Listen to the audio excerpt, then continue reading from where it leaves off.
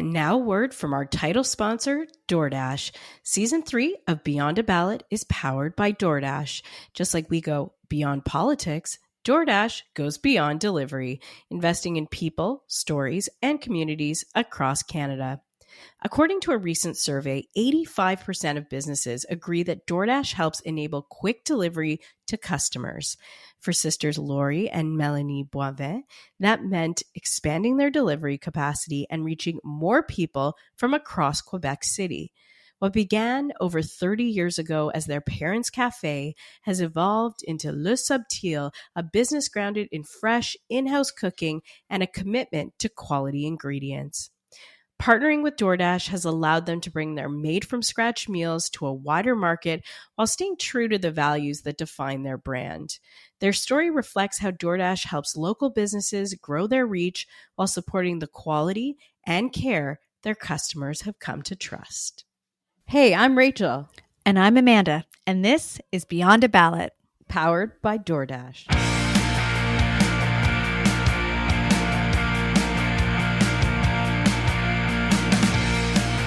Welcome to another episode of Beyond a Ballot. Today, we're sitting down with someone who has spent years at the center of the country's most defining decisions, often just out of sight, but always in the thick of it. Katie Telford isn't just a strategist, she's one of the most influential political minds of her generation. As the longest-serving chief of staff in Canadian history to Prime Minister Justin Trudeau, she helped steer Canada through crisis, controversy, and much change. The kind of moments that demand clarity, stamina, and a level of discipline most of us can only admire from afar. But here's the part people don't always see. Behind the headlines and the hearings is a leader who rebuilt teams, steadied governments, and brought a level of strategic calm to situations that would rattle most. She's been called tough, relentless, wicked smart, sometimes by critics, sometimes by admirers, often by both. Now Katie stepped into a new chapter, one where she finally gets to choose the conversations instead of reacting to them. And today, we get to ask the questions we've all wondered. What did all those years teach her? What does leadership really look like under pressure? And where is she going next? Katie Telford is here, and this is one of those conversations you're going to think about long after this episode. Welcome, Katie. Hi, Katie. Hi. We are so thrilled to have you. This, for me, has been something that I've really looked forward to because you have such an incredible insight to the history. You had a front row seat to the history of the country over the last decade, and we all know that it has drastically changed and transformed itself over the last 10 to 15 years. So let's dive in. I want to go back to a year ago today. So we're talking about December 2024. How has your life changed in the last year? Just a few ways. Oh, good. Obviously, my life changed a lot in the last year, starting with my son starting high school this year. And for the first time, he's living with a mom who's not professionally doing politics. Right. Yeah. For the back half of that year, because obviously for the first many months of the year, I was still very much in government. It was a very intense time. Everything that's now going on was going on then, ranging from dealing with, trade issues with the United States and President Trump. Mm-hmm. But and also what's the invasion of Ukraine, and so it was still very intense right up until the day we left office. Right. Definitely. And then since then, I've gained a little control over my time in a way that I haven't had in a while. So, then that must be nice. Yes, I can read a little less news. I can read a little more fiction. It's good. Okay, I want to go back. So I think a lot of our listeners know that many years ago, now we're going all the way back to 2003, which feels like a lifetime ago. Yeah. My very first political job was as press secretary to then Education Minister Gerard Kennedy. And I don't know if our listeners will remember this, but my first boss in that office was Miss Katie Telford. And we would end up working together for Gerard Kennedy for his leadership bid for leader of the Liberal Party. And then she would go on to continue her illustrious career in politics. And I would take a decided U-turn. But I want to go back even before Gerard Kennedy, because you worked with him in opposition. I mean, you've spent your entire career in politics, but politics actually began for you much sooner. How early did you start getting interested in what would become really just the defining feature of your entire career? So my kind of first time having an upfront seat, I wouldn't call it front row in that moment, though in a manner of speaking it was, but it was definitely an upfront seat, was that I was a legislative page at Queen's Park at the Ontario legislature when I was 12 years old. Oh my God. And it shaped me in a lot of different ways. My neighbor at the time, I had multiple different partisan neighbors. My parents were public servants. I did not grow up with them telling me how they would vote. They were not partisans. But I had a neighbor kind of across the street from me, which was Bob Rae, who was premier. Oh. And then on my other side, I had a neighbor who was the president of the Ontario Conservative Party and had strong views in a different direction. I often joke that's how I became a liberal, because I was between the two of them and learning from both of them and loving both of them dearly, looked up to them both. And, but then, and I would say Bob encouraged me to actually both encouraged me to get into politics, regardless of political party. Huh. Go check it out. And, a program that became known to me was this PAGE program when I was in grade 7. And I went and did that for, the 4-ish weeks that I did that. And it shaped me on so many levels, seeing politics up front, learning how kind of it all works. But I'm still friends with some of the people I was pages with at that time. And I'm still very much in touch with them. And we've all gone on to do very different things. Some are, very, successful people in the private sector. One of the names that I'm sure you'd recognize is Monty McNaughton, who was a conservative minister under Doug Ford. He was a page with me. He was in grade 8. I was in grade 7. And we've all kind of stayed in touch over the years. So that was sort of the true origin in some ways, but I was not a young liberal. I still didn't dive in a partisan way. I got involved in student politics in high school and, did bits and pieces of things over the years. And I was a competitive debater in university, which actually introduced me to a lot of people that later became very important in my political life. Wow. But then after my undergrad degree, I called up a friend who was working in politics and said, how do I get involved? I want to try it out. I want to just try it on for size. And he said, go volunteer on a by-election. And I think it was incredible advice to me at the time, because everybody shows up for a by-election, right? Yeah. So you get to see different politicians. Right. You get to see different political staff. It was a provincial one, so you get to see even more because it's closer by for people. Right. But I went and volunteered on that by-election. And I can still remember standing in an auditorium when I think it was the nomination of the candidate. I could be wrong. Where I spotted Gerard Kennedy across the room, and he was my local MPP at the time. Oh, cool. And I thought I should go over and introduce myself. And I can still remember having the internal monologue of like, go, Katie, go introduce yourself. You never know where it will lead. And thankfully I did. And it led to a job. And my first day working professionally in politics was actually 9/11. So I can remember walking into Queen's Park vividly because the security guard said New York is under attack. Oh, I got goosebumps. How do I not know this? I didn't know that story. Know. Wow. I mean, it was before your time. It was before my time. Yeah. Wow. Your political time. My political time. I was still born then, sort of. For the record. Was there ever a time where you sat down and you thought there are specific values that you hold that align to the Liberal Party, whether or not that's in Ontario or federally? How did you drive towards the Liberals? So in the early days, two of sort of my litmus tests, there were lots of other things that I was interested in and passionate about that I would be curious on, but that were like baseline tests. One was that the politician I'd be working for, be pro-choice. That was incredibly important to me from a very early age.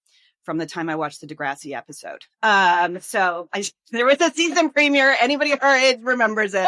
That's so good. And, needless to say, that was an opening sort of thing I had to know. Right. And it's one of the things I'm so proud about the Liberal Party of Canada now on is the fact that it is a just fully pro-choice party, which was not the case back then at all and was not the case until Justin Trudeau.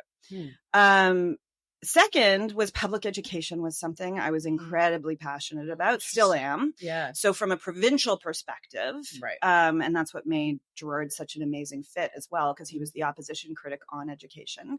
And I had lived through the Mike Harris years. And so it was something where I'd seen so many strikes and work to rules and labor strife and other things, but that caused me to want to get in there and see if I could, have my own impact and make some influence in that space. So I think that was the beginning part. Right. But I genuinely think, going back to I tease in a way about my neighbors, but in some ways that is how I ended up in the center.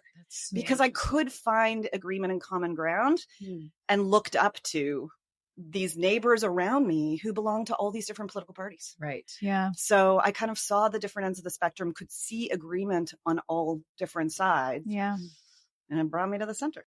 So Justin Trudeau decides that he sits as an MP for many years. The Liberals then elect him leader of the party.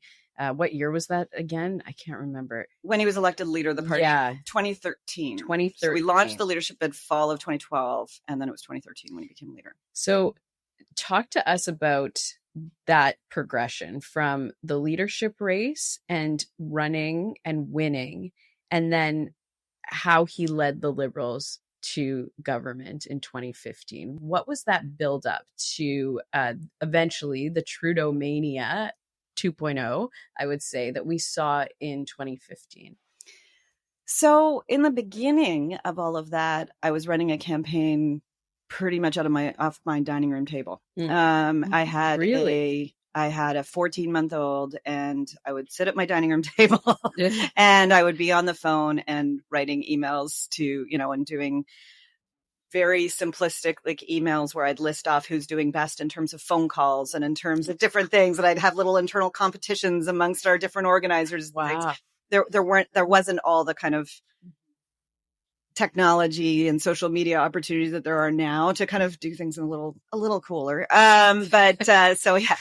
But in the beginning, it was pretty rudimentary, and yet very innovative. We were determined to do everything. We were never going to accept being told, well, you can't do it that way because it hasn't been done that way before. If anything, that would challenge us to do it differently. Yeah. And it didn't mean that, our idea was always right, but we would challenge ourselves to not allow that to be the barrier. And those first couple of years, we just challenged ourselves to experiment constantly. We gathered people in a field one time and gave everybody phone numbers as they walked into the field and did a live phone bank from this massive park field place at a caucus meeting. And, we just did all kinds of different things on how to do data collection and how to do but voter contact overall. So we were just massively experimenting because the Liberal Party wasn't where it needed to be at that point. So we knew there was nothing to do but experiment and then find what works and then do it over and over and over again. That's right. While still kind of remaining open to innovation. So that leadership campaign was all about learning. And we very much, the other thing, which was really important, and it's something that Justin has always impressed on us as Prime Minister and as leader and as leadership candidate. When he first started talking about running for leadership, he wanted us to look first at, well, let's all talk about what kind of government we want to be and work back from that. And I think that's really important because it forces you to have a broader strategic view of where you're going. Yeah. And then what you want to build underneath it, rather than just thinking through, here are the tactical things we're going to do to be able to get those extra votes. And I think, because we were working from so far behind, and many of us, because you had how many seats in 2013? Only enough that actually the opposite of only enough. We were in a basement room of the House of Commons. Exactly. After caucus met. It was literally in a back basement room. It was, I don't want to guess on the number, but it was 30 something. It was small caucus. Yeah. So there was a lot to do there, and it was unclear for quite a while whether it was a 2 election strategy or a 1 election strategy that we were pursuing. I think it wasn't until the summer caucus of 2014 when we moved into a world of saying it's a one election strategy. What was the Trudeau team, once he became leader, thinking about in terms of the opposition? I mean, Stephen Harper had been there for almost a decade at that point. Tides were turning in Ottawa. How did you position the Liberals at that point to try and win that next election?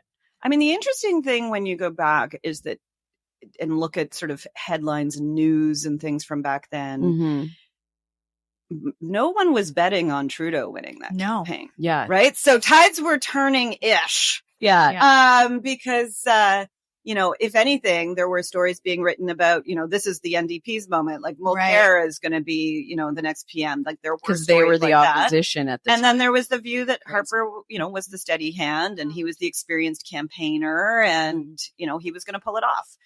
And there was certainly, that level of confidence, I think, coming from a lot of conservatives at the time as well, in public anyways.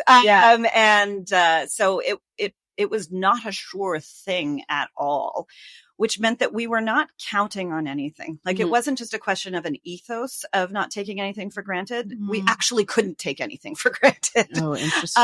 And it wasn't until there was a big rally. It became one of our final ads in English Canada.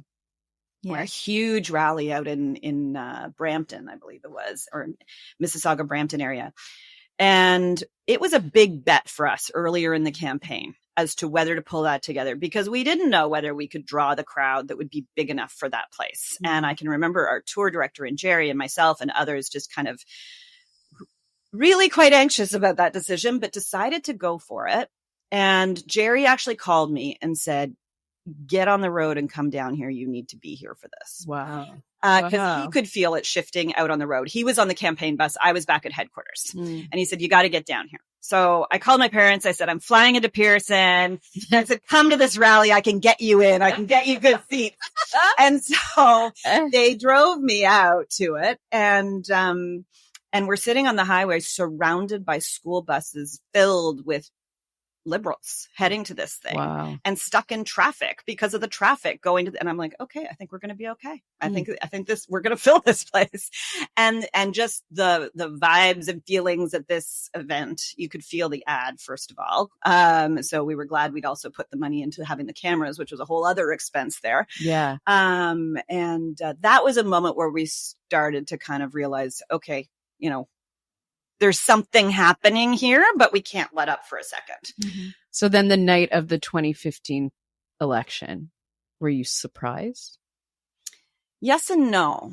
I have a rule, like a personal rule, that I never placed bets. I never shared kind of numbers on what I thought the seat count would end up being.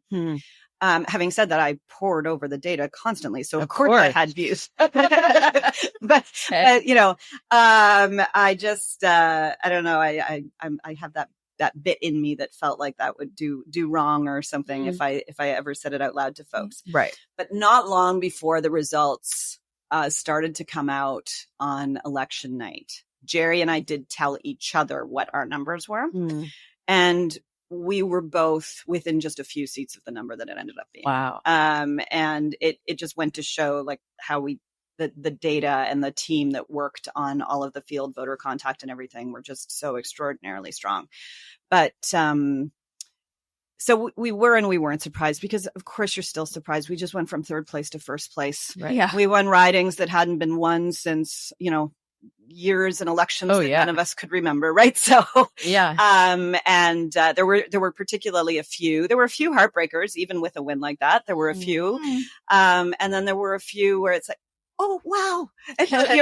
You're quickly reminding yourself, is that the person who did this? Right. You're looking up the bio quickly of the candidate. Wow. I knew them all pretty well by heart, but you had this moment of like, really? That one just happened? Yeah. So it was a pretty special night, though. Frankly, we were poring over the data until so late. That was not the party night for us at all. Wow. At all. Like others did. And I'm glad they did. I remember actually Jerry and I going down at a certain point from the room we were all pouring over the numbers in, very late, we went down and saw all the staff dancing and, having a lovely time. And we were just like, we have to get up and go to work in the morning. Yeah. Right. And we did not join the dancing that night. So, wow. yeah. Do you ever have that moment though, leading up to or that night where you're like, holy shit, like he's going to be prime minister. Yeah. Like I'm going to be chief of, we're going to run this country. Did you ever have that moment? Was it like a crazy, this is happening. We went for third place and now this is really happening. So, I mean, two things. Yes, of course, there were a few moments like that. And I would say actually the day that we got to particularly appreciate and sit back and feel the win and the opportunity and the enormity of what was ahead of us was November 4th, 2015, which was the day of the swearing in of the cabinet. Yeah. And, seeing it ended up being this beautiful, like it was just this ridiculously perfect day. And the grounds were opened up to the public and a lot of public came and watched. And the ministers or the about to become sworn in ministers walked up toward the governor generals.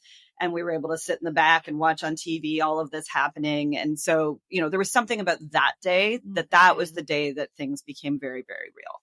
And we also had a moment to kind of take it in and smile and appreciate it because there's actually not much else you can do. You watch what happens.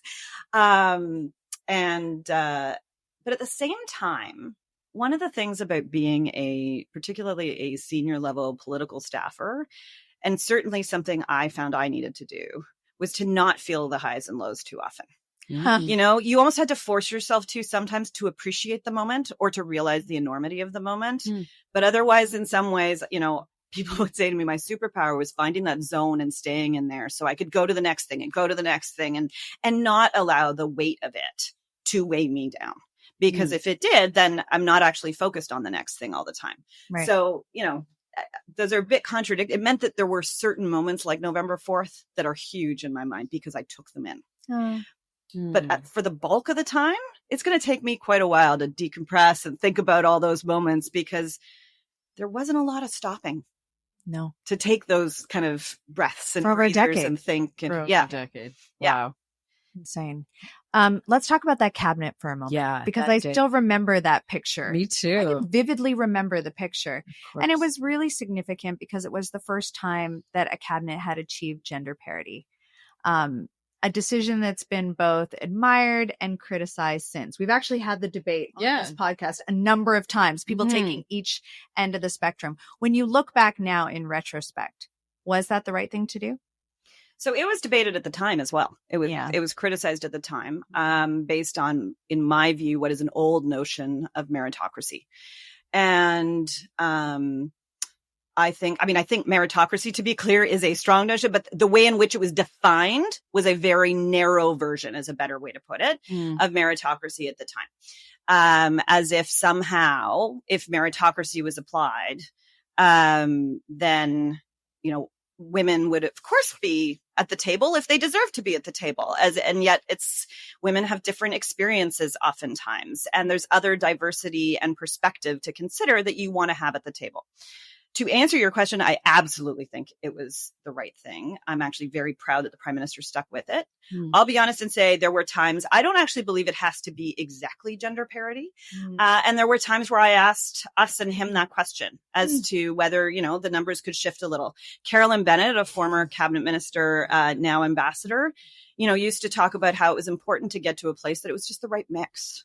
And so it doesn't have to be exactly 50-50, but the reason it was important to the Prime Minister, I think, and to the team that it remained that for then is because it sent such a strong signal that it forced these conversations. Yeah, I welcome the debate. I welcome the conversation because if it opens up people's minds and hopefully, we can win the debate more than not, that it's important to have a diversity of views at the table. And a diversity of views is not only about gender. I mean, the thing that I was so proud of with that cabinet too, and with all the cabinets subsequently, including the one now, is all the diversity that's there. So if you go back in history, and this isn't speaking to one government, it's speaking to almost all of them, is, there were a lot of lawyers, and lawyers are wonderful, but that is one profession to have around a table, right? Yeah. And you had a lot of a very specific demographic for a very long time. Yeah. And I think when you're having conversations, take our first mandate, and there were conversations happening around that table on cannabis, on medical assisted death. Oh, yeah. These are topics where if you are from different parts of this country, if you are a different age from one another, if you are of a different cultural background, if you're a different gender, if you're a parent versus a grandparent versus a single woman or man who's contemplating kids, you come at these things differently. Totally. Those experiences matter too. And if you put all of that together, you should actually end up with a very diverse group of people. Yeah. And the Prime Minister felt very strongly that you should have a cabinet that actually reflects your country. And I think that cabinet did. Yeah. And I actually think it's been stronger ever since. And because it's now been so long, it's going to be hard to return to the historical version of the cabinet that was less reflective of the country. I agree with that. That's very interesting. I've never thought about it like that. Let's talk about cannabis. Because this was a policy that Prime Minister Trudeau really came in on. He came in on democratic reforms, so changing the way that we vote in the country. There were a lot of big, interesting policies at the time. And it's so interesting also to think about cannabis, where we were in 2015, 10 years ago, and where we are today. Those first few weeks, you get into the Prime Minister's office. You just got off of a campaign with a lot of big promises. What were those first few weeks like in terms of building the team to deliver those promises? We got heavily criticized in the first few weeks for actually taking our time at building the team. Like I didn't feel like we were taking our time, to be clear. I felt like we had so many things coming at us. Within the first week of being sworn in, we were literally having the Prime Minister flying around the world because I remember going to a briefing early in transition. So between the election day and the swearing in day, that was called Summitry. And I was like, what is this? Because when you're in opposition, when you're in a campaign, you're not thinking about summitry, right? Which is a thing that when you get into government, you actually have to spend a lot of time thinking about, which is the upcoming APEC, G20, G7. There's the COP meetings. There's, there's ones that you have more choice about and less choice about. Needless to say, within about a week of being sworn in, there was I believe it was the G20 that was in, needless to say, we went to Turkey and Philippines and literally did an around the world to do that. Oh my God. To go to APEC and the G20. Jeez. And so, all of these things are happening in the first few weeks, while at the same time you are trying to staff up an entire government. Yeah. And let alone put in, figure out the cabinet making and so on. I remember at one point it was suggested to Jerry and I that we shouldn't go home and see our kids for Halloween. And we were like, no. If you want us to be the best of ourselves during this transition, we need to go see our kids for a night. Like this campaign was a long campaign. We are going home. But there was just so much, there was an overwhelming, we had a very ambitious agenda in terms of the platform, of which, cannabis was obviously a key part of it, but, it's certainly a signature part. But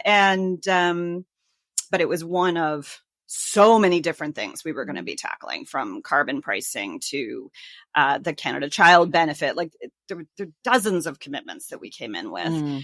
And so figuring out the execution, putting together the team that could do that, figuring out the sequencing of it, figuring out the team both from a staff and a cabinet level. Like there was so much. And the reason though that we were criticized was it's not because there was so much that we didn't have it all done overnight. It was actually kind of deliberate. And it was deliberate kind of related to the last thing we talked about, which is we also wanted to have a staff that was reflective of Canada as much as possible. We also only had so many to draw on at that point because we were coming from first place. So we actually did have to we wanted to do a public call in terms of who wants to come and work in government. Yeah. We reached well beyond our usual networks. And then all of a sudden we had hundreds and hundreds of resumes. Well, to do that justice, that was going to take some time. And we decided this was worth taking the time to have that mix of people and of all kinds of different professional backgrounds too. Because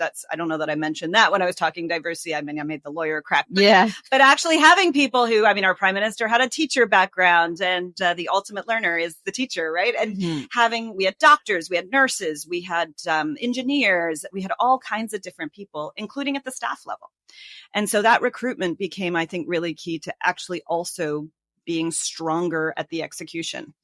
Also the public service, though, was critical to all of that. Why was cannabis such a big part of that platform? Why was that a big priority for the incoming Trudeau government? I don't know that it was any more of a big priority than a whole number of other things that were in the platform, but I think it's one that catches a lot of attention, and particularly of a younger generation, and frankly, even our generation, because we were younger then. Slightly. And so I think it was one that got people's attention, which again, when you're a third place party going to first, trying to, you are trying to have some things that engage Canadians in the conversation. I wouldn't say that it was more important, though, than the Canada Child Benefit that lifted hundreds of thousands of kids out of poverty. Right. Just got more attention. What are you most proud of in that first mandate? I mean, I think it's going to take me a while still to reflect on a lot of those things. But I mean, you got CUSMA signed, which feels really, really difficult right now. So.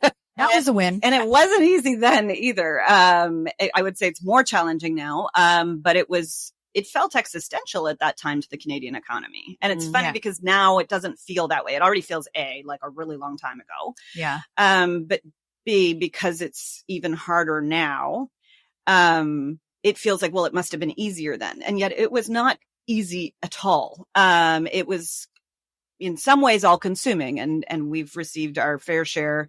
And I would say some of it being fair, but our fair share of criticism for, not necessarily having minded everything else in the way that we could have or should have, because we were so focused on how do we get this done. But we were so focused on it because A, it was hard, and B, we did see it as hugely important to the Canadian economy.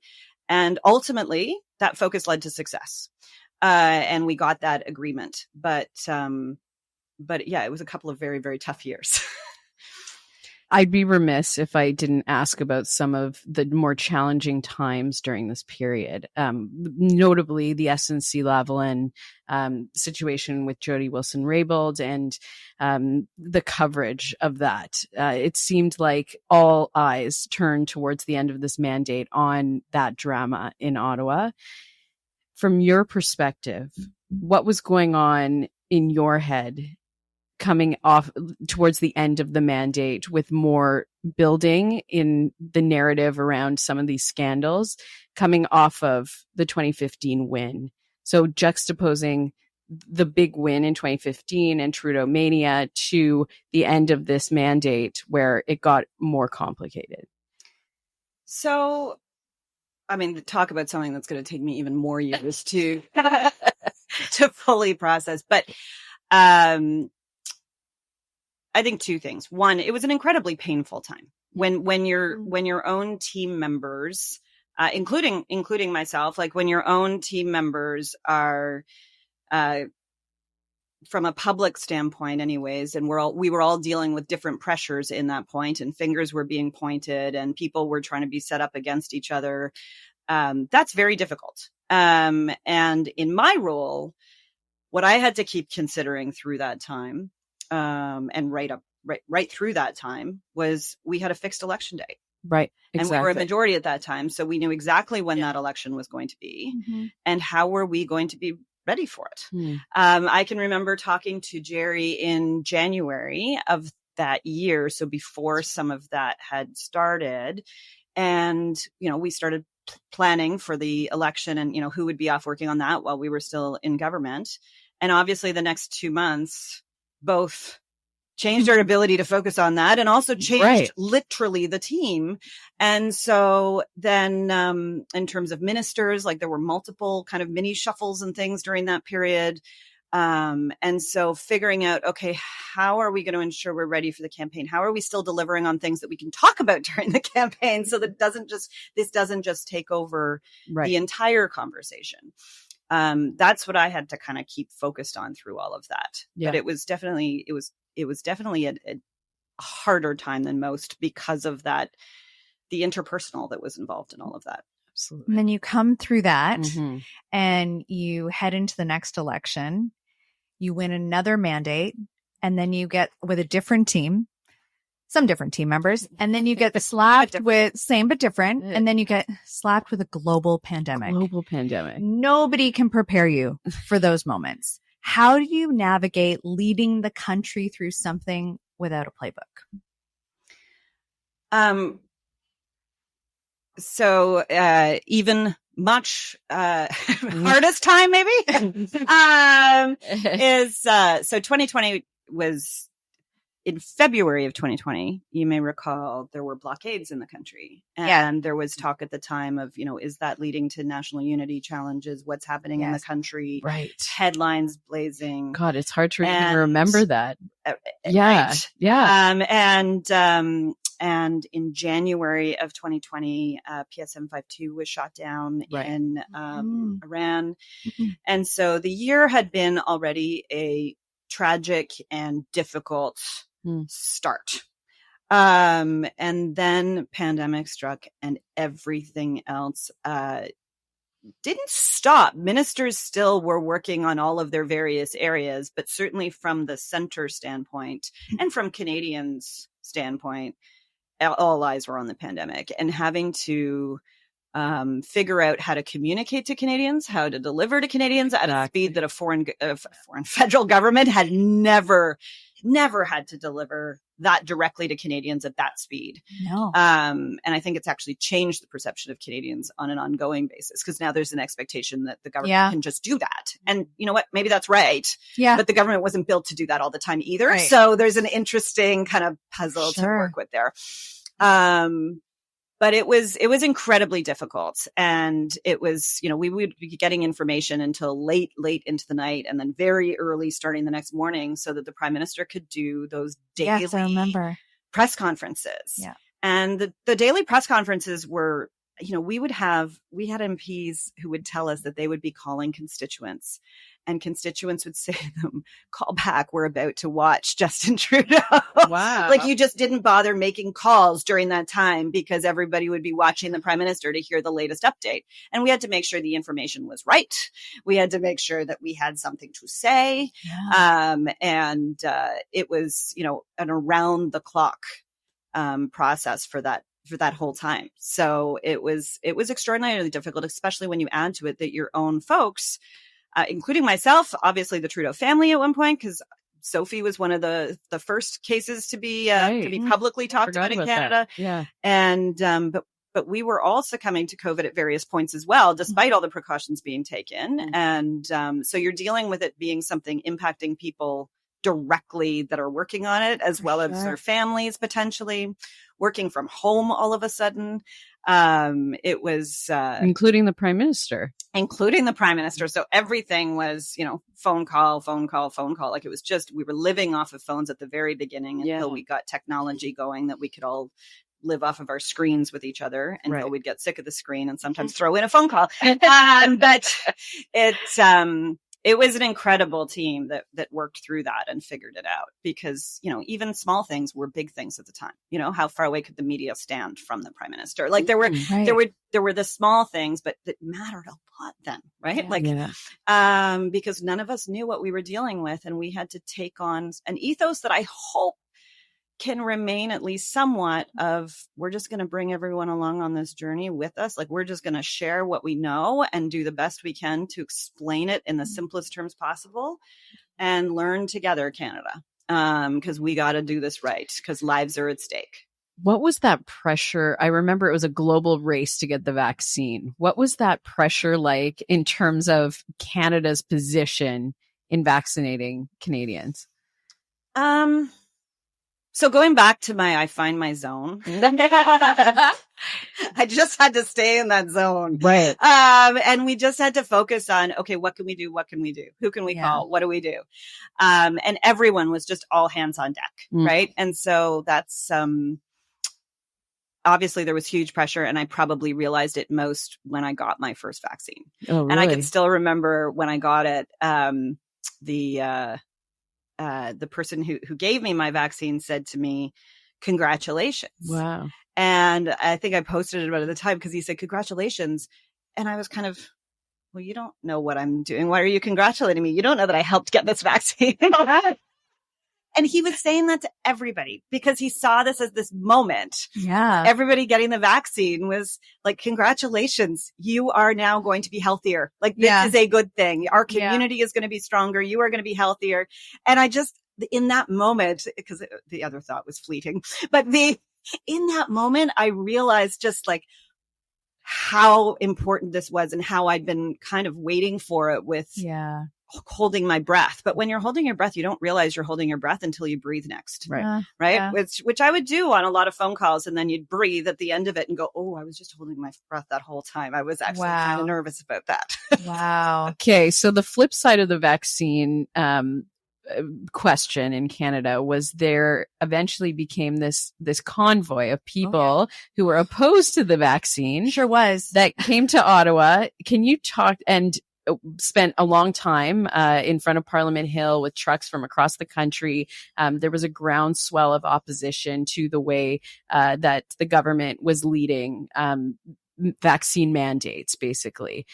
What was your experience with first recognizing that there was people coming from across the country to Ottawa and that maybe this was a massive thing that was about to happen, and then how you dealt with it?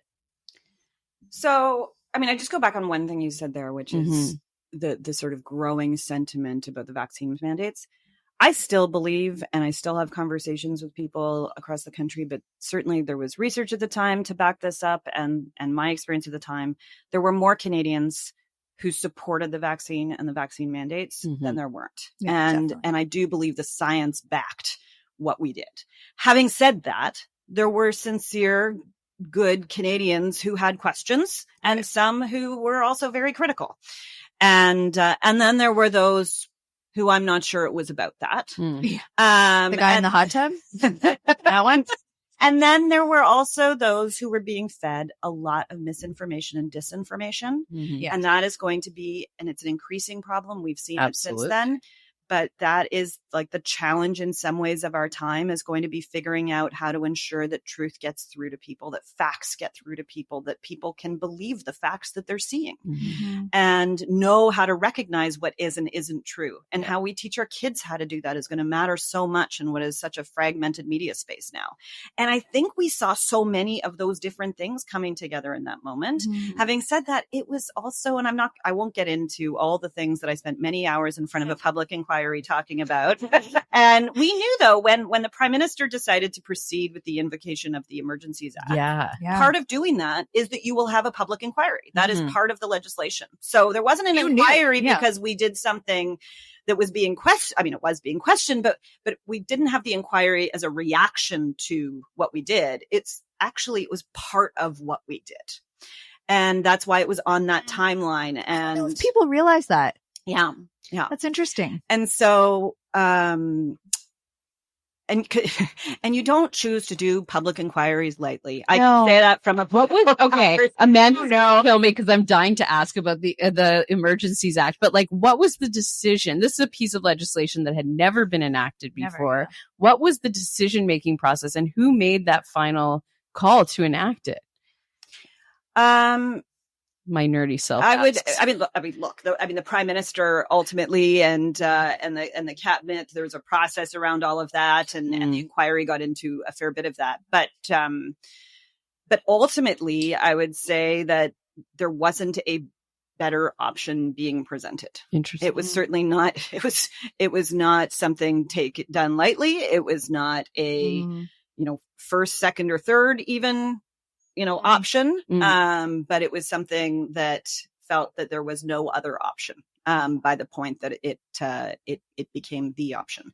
Right. And but no, I mean, I won't get into rehashing inquiry right now. I'll do it later. Stuff. Lots of information. I love it. Volumes of it, actually. But it was an incredibly. It was a tough time. Yeah. I mean, we had lots of tough times, but obviously, as you keep hearing me say, but while it was tough in that moment in COVID, during the NAFTA negotiations and so on, I also always could remind myself, I can't imagine being anywhere else. Because in those moments for the country, right, you're in the job not serving the Prime Minister solely. You're in the job thinking about how do we help the country? How am I serving Canadians? Right. And, you know, in those moments, I couldn't be a doctor or a nurse during COVID, but all of a sudden I did not have those skills or superpowers that they did. And thank goodness for all the doctors and public health care workers that were out there. This was something I could do. This was something I could work on. And I didn't mind working around the clock for it because this was for our families and this was for our neighbors and our communities. Mm-hmm. And when the convoy happened, it was disheartening. I couldn't go to work. Right. I could literally not go to work. And so thankfully I had the technology from COVID at home that I could work from home, and we would meet in some other locations as well that were unusual. And a few people would go into work because the Prime Minister was not going to not be showing up in Parliament during that time. But there had to be a lot of careful thought put into how that happened and where he went and his movements and all of that. And that just shouldn't be. Like, that just shouldn't be. For sure. And that was the tough part, was thinking how, thinking about, and it's going to take, this will also take years of reflection, but how did this come about? And one of the things that was interesting to me most recently is actually I was watching with my son, we were watching, and I know you both have been involved with this documentary, is watching Jacinda Ardern's Prime Minister documentary. Of course. And she, of course, has a segment in it where she was dealing with a very similar situation where the front lawns of Parliament, or of her Parliament, had a similar thing happening. And it was awful. And when I don't know that Canada realized, or Canadians realized fully. I don't even know that some of the people, broadly speaking, around me even fully appreciated this was something happening beyond Ottawa. Yeah. This was actually something that was indicating something much larger that's happening out there that we all need to have our eyes on and think about. And I think it does go back to that mis and disinformation. Absolutely. Yeah. And I think we sort of talk about it as a bit of an inflection point coming out of the pandemic and seeing what felt like a shift toward a more toxic politics. I don't know if that's totally fair to say or accurate, but it felt that way. And we've talked a lot about it on our show. We've talked about how that turn, that temperature change, the way politicians talk to each other, how personal it got, started to turn women off. And when you turn women off, they also tune out, which becomes very concerning, obviously, for all of us. Did you sense that was happening at that time? So, look, I think there's always been more, I don't know if toxicity is the right word, but women in politics have faced more in terms of some of the hate and the threats and so on prior to the pandemic. And you can see that in, stories that Catherine McKenna has been telling and a number of other politicians have. And I think it's important that they talk about it because I don't think people realize quite what is faced. And hopefully if it's talked about a bit more, people can, talk about it with their neighbors and their kids. And, hopefully as people appreciate, one of the things I've learned is when somebody gets confronted, which obviously doesn't happen very often, but if they do get confronted about, something they posted, half the time they're surprised that anybody saw what they wrote.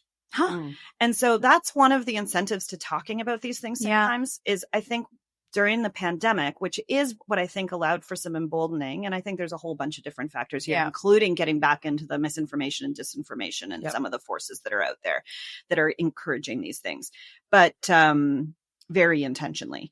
But I think that people don't even realize when they were alone, this was like an outlet, right? They could just bang out their anger. And, sadly, it can fall into some areas that like attacking women or diverse, any number of different people. And we do need to call it out while at the same time not giving them so much attention that they feel further emboldened. And it's a tricky line to walk. Whenever I will post something that's kind of gone at me, where I'll put up a screenshot, I'll have as many people saying to me, don't give them attention. They only have 10 followers. Da, da, Oh, really? da, as I will have people saying, you know, call them out. Da, da, da. Yeah. And I don't think there's a right or a wrong on that. I think it's a bit of a balancing act for now, but it is important to call it out because I actually don't think people realize. And if they did, and if they knew that person, they'd probably tell them to stop regardless of what they thought of me. Totally. Did it affect you personally? Those attacks, those online kind of social media attacks, you never seemed to, it wasn't obvious that it affected you, but I'm curious. That's my zone thing again. I know, you're in the zone. I got to learn that. But no, look, I mean, you have to develop a pretty thick skin on that. I mean, once in a while, the strangest ones will get to you sometimes. But no, overall, you knew it wasn't they weren't people who knew me and were really attacking me. I was a proxy for something else. That's right. And if you can kind of understand that, you don't take it personally. Yeah. You take it almost personally on behalf of the country that there could be this, right? As opposed to personally, you know, about yourself. Yeah. Having said that, when it moves into the world of being actually threatening, when it mentions, you know, your family in any way, those are the moments where it affects me differently. Is I signed up for this, they didn't. And never should it move into the world of where you should actually feel threatened and needing to talk to security or anything like that. And too many of us have had to do that over time. Yeah. So those would be the moments where it would give you actual pause, because you shouldn't have to have those meetings. You shouldn't have to pick up the phone and, you know, and I still do to this day. I get a lot less of it than I once did, but I still get a fair bit of that. You know, you send it in and you hope for the best of it. Okay. I want to fast forward through the final. There was an election in 2020, a COVID election. And then the government continued until 2024. And I want to, I don't want to skip over 4 years of government, but I do want a bunch of it. Yeah, we talked about it. But I do want to talk about 2024 because it was a challenging year for the Liberals federally. It was a challenging year for Justin Trudeau.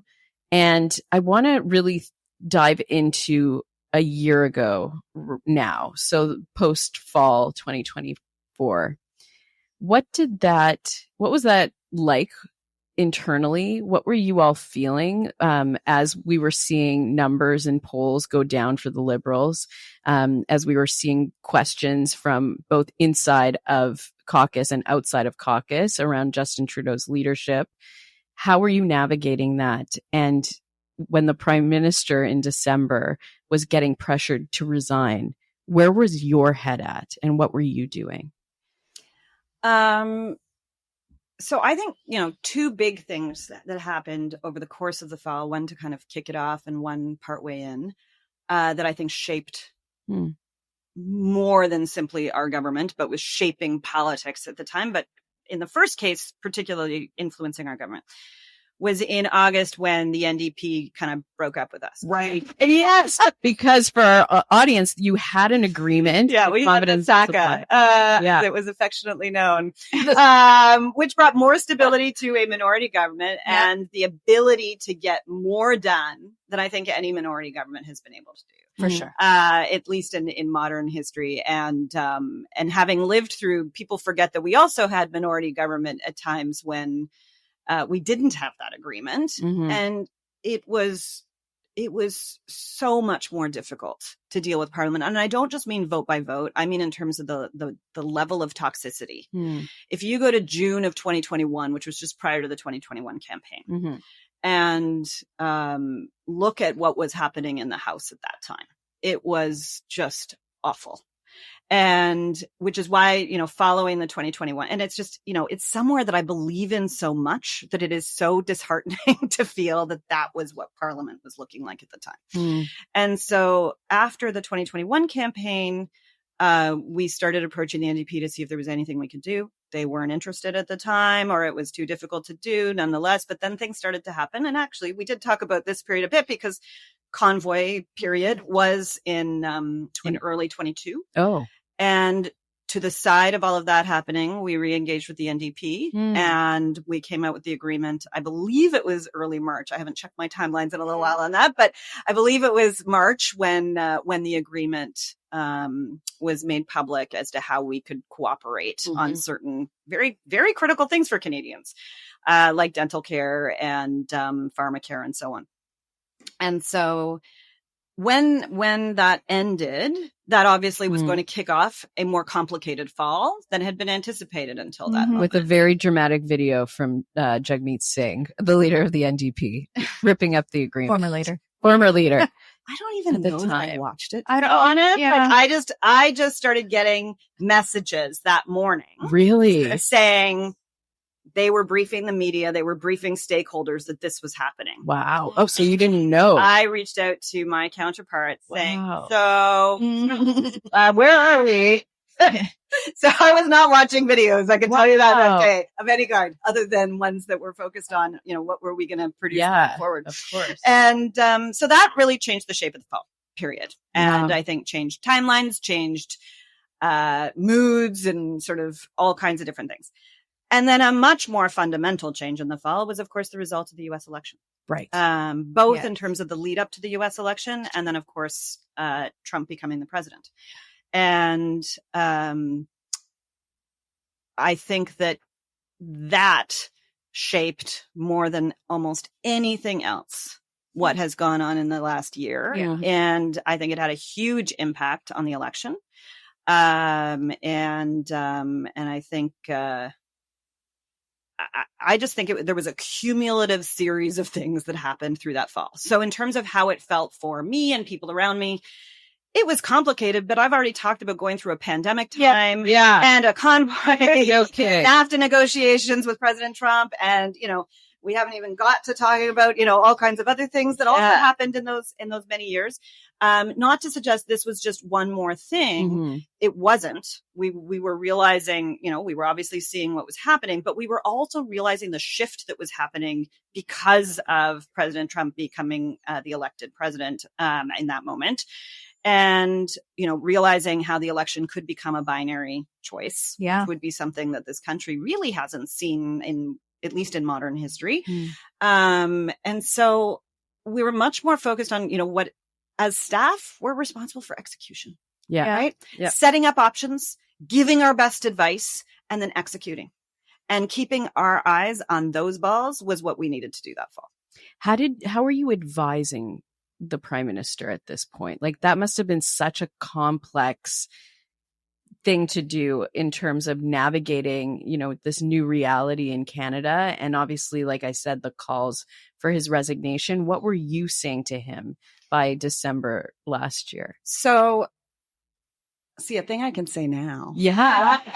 Tell us. It probably won't satisfy you. Is at the time, both privately and publicly, I had people writing me messages like right up to Christmas Day, getting messages from people saying, why aren't you giving him this advice? You're clearly, you're being negligent because you're not telling him X or Y or this or that. And I mean, I got that on all kinds of issues over time. Yeah. But obviously this was at a certain kind of peaky moment. And what I wanted to reply to so many people, but didn't, because I didn't want it to be read in any different way either. So you just kind of had to let those things sit and just take it, as I would have to do on lots of things. But it's not for me to tell you what my advice to the Prime Minister of the country is. The Prime Minister, I give my best advice to him. He's the public figure, not me.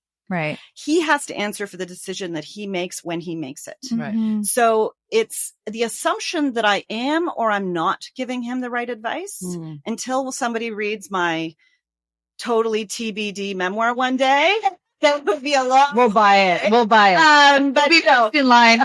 and even then, what gets, redacted as being cabinet confidence or national security. Exactly. Like, my advice to him is my advice to him. And if you think he's ultimately not making the right decision, well, then you should make sure that you get your advice into him, or make sure I've heard it and trust that I'm passing it on. And if you don't trust that, you need a different way to get the information to him. Right. But to assume that I'm not doing something or that I am doing something. Right. You don't know and you shouldn't know.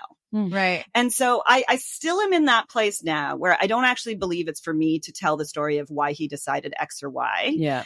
Which I think I'm forcing on him if I say, here's what I advised or here's what I didn't advise. I believed it was my job to give him all the options. And then I would also give him my advice when it was important to. I viewed my job as having two hats. One was being his senior most political advisor, and one was being the manager of the Prime Minister's office and trying to ensure execution on all the things that Canadians elected us to do. And when I was giving him that advice, I'm not giving him advice saying, here's the decision in terms of here's what you must do. Yeah. Unless it comes down to a moment where it's like, there are no options. Right. We have option A. But to me, I'm failing if I have zero options for him. Right. So, or at least the system, not just me, but like the system is failing if you're not giving him options of any kind. So it's about giving him options and then also giving him my best advice as to which path makes most sense to follow and for what reasons. He then needs to take that on. Yeah. And he then needs to make a call. Yeah. You now been away from politics for a little while, sort of. And you look back, and I know it's hard because you're still reflecting and you're still processing and you have a lot of time to do that. I think you told me somewhere that you read in a book, somebody's chief of staff said it took them like many months to actually get to a point where they could really reflect on their time. I know, it made me feel really good. Yeah. Prime Minister Ardern's chief of staff, who I got the chance to meet. It's a new book out by an Australian author called The Right Hand, where she interviews a number of different chiefs of staff, and I'm one of the chiefs in it, about what it's like to be the chief of staff. And he said he took, because I think I was the only one interviewed in the book who was still in office when I was talking to them. So the others were all able to be much more reflective. So I was like, if I say this, do I get into trouble if I say that? But I also think it's important, even when I was in office, and not everybody agrees with this, but I felt it was important to find opportunities or to take up opportunities where they presented to describe a little bit what my job was, both because otherwise I became a caricature to people, but also because, and I probably still did, but I tried. And, but also because I believe in the see her to be her principle. And if we don't show people a woman in this job, then how do other young women know that they could do this job necessarily? Some will just see it as, I didn't grow up knowing about a chief of staff, partly because it was just never talked about, period. But also it was not a thing. People would ask you, do you want to run for office? They didn't say, do you want to be chief of staff one day? For sure. I actually do hear people say that now, especially to my son.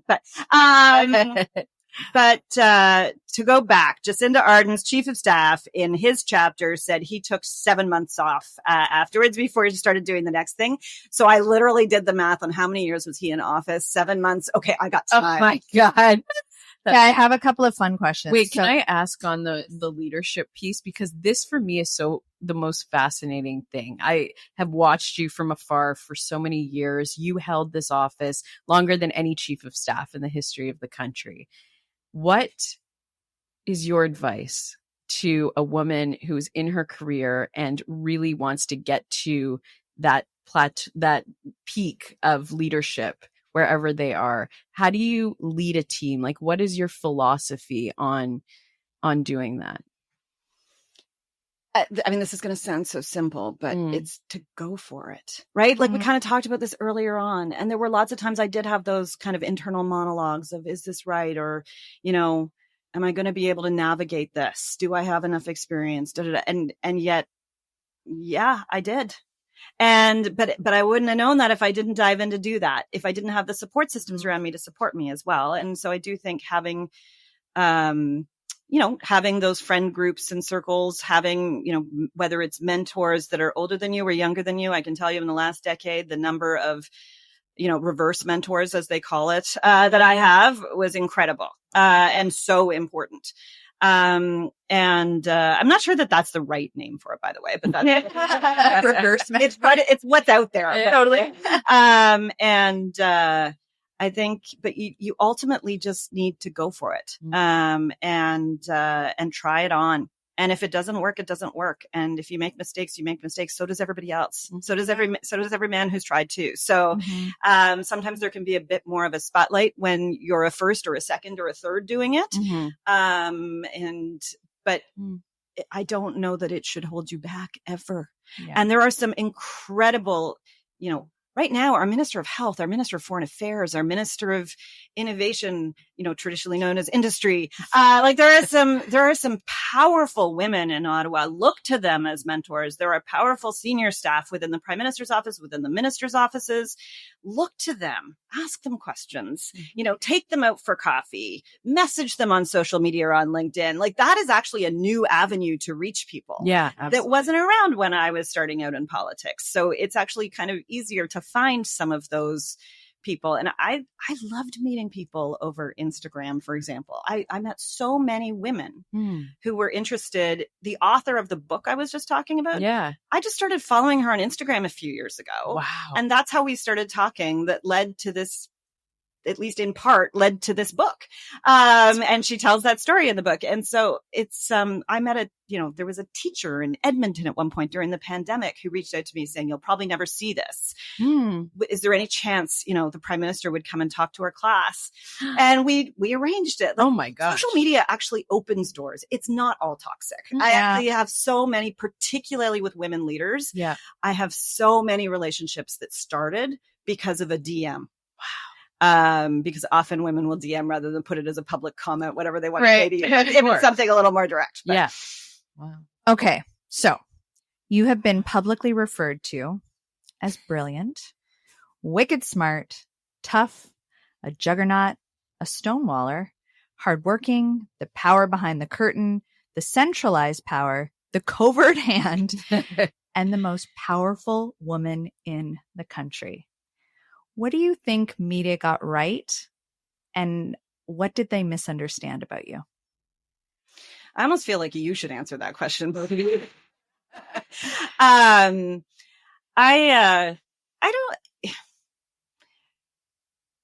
know where some of those words come from, and I certainly did work very, very hard. So there's certain things that there are facts within there that I would not dispute.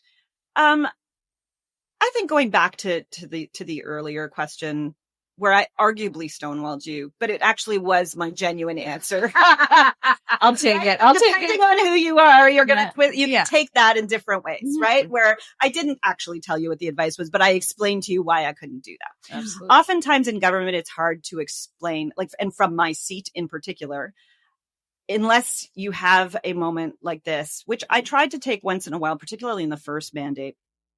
I had the ability to kind of go to some lean in events and go to some other kind of events where I could talk particularly to women's groups and things about how politics works and try to encourage them to get engaged, whatever the party. And I'd put a plug in for mine, but I'd say whatever the party. But except for those opportunities, and even then when you're in office, it's hard to explain the why to something. Why am I not responding to this? Why am I not defending myself on this? Why am I, going to committee at this moment and not that moment? Because I had the pleasure of going to multiple parliamentary committees and inquiries. A politician is out in front of, as they should be, out in front of a microphone on a regular basis, gets those questions, gets the opportunity to answer. You don't. So you kind of have to live with everybody's understanding of you. And then you can decide after the fact if you want to correct anything or not. And I think we'll see with time if there's much that I want to do. But I hope, in some ways people can get to know me in some of the different things like this and realize, we're all humans that are in there in terms of the critique parts. Right. Sure. And we're not going to do everything perfectly. No. But we're not people to be demonized either, because we're doing it for public service. Yeah. And we are doing it for Canada. And if there's things that you think we're doing wrong, you have an ultimate way of dealing with that as voters. Yeah. And you vote us out. What did you give up to have the job, the title as the most powerful woman in the country? I think I gained from a opportunity to do something incredibly exciting, incredibly unique, far more than I would ever consider giving up.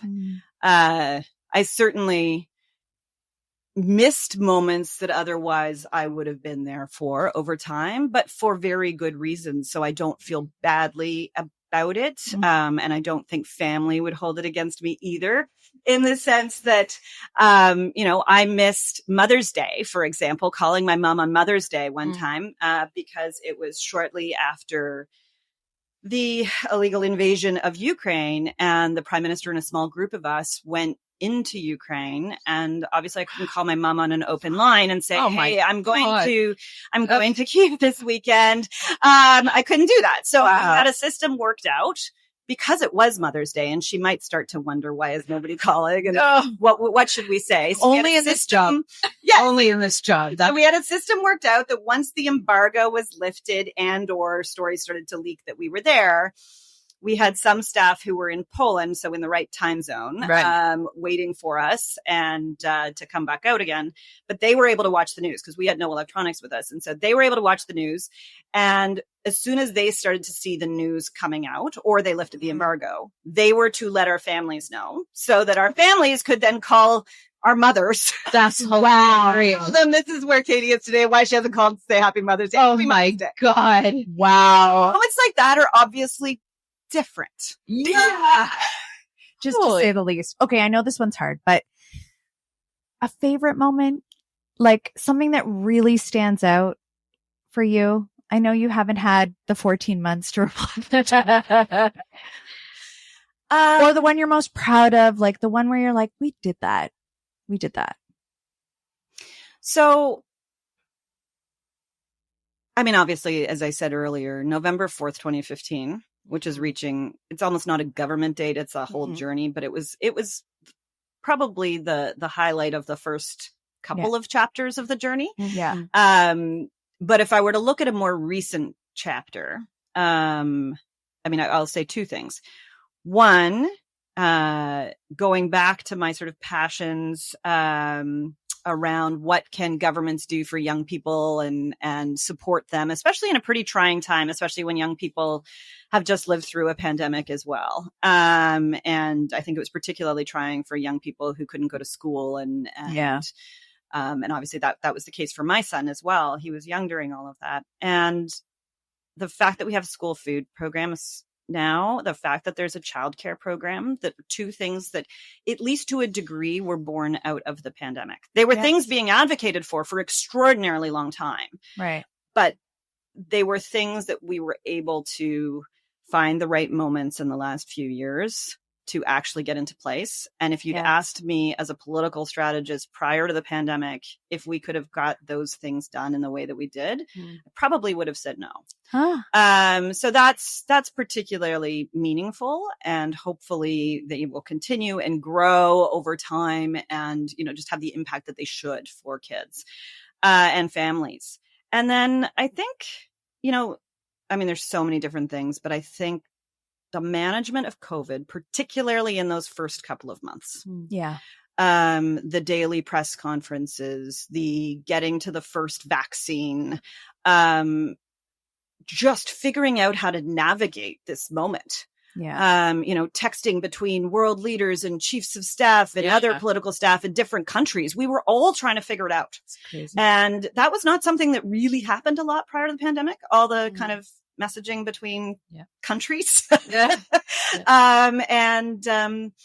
think, the way that the public service pulled together, the way, like the clerk of the Privy Council at the time, the team that was around us, the Prime Minister, the ministers, it was remarkable. Wow. And I think for them, because it took a whole team effort, as you can imagine, to have the PM getting up every day. And frankly, like the media across from him who were having to show up during that pandemic too, and stand in the frigid cold to do those media veils, and just the country pulled together way during that time, which is, I think, why, to fast forward to the later period of the convoy, why that felt so disappointing of just what's going on here. And we all need to kind of, step back, get some perspective on the one hand, but on the other hand, really think about what the solutions are to what's happening here, because this country can be so great when it pulls together.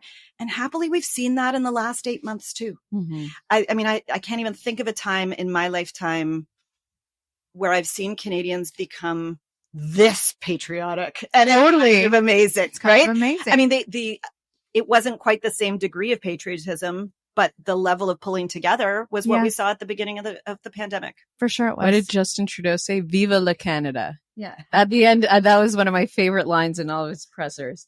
Okay, I want to talk. Wasn't speaking moistly. That wasn't your favorite? Moistly. Oh my God. I forgot about that. Okay, That one. we're going to make a t-shirt on that one. Oh my God. Okay, I want to end on what you're doing now. Okay. Who is Katie Telford today?